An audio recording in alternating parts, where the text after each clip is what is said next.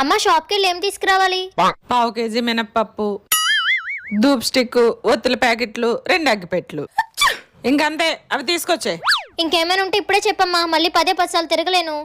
నాకేమన్నా నీలా మతిమారి పడుకున్నావా 10 సార్లు చెప్పడానికి? ఇదిగో 10 రూపాయల పలుకులు కూడా తీసుకురా అమ్మా. శనగపిండి కూడా తీసుకొచ్చి అమ్మా.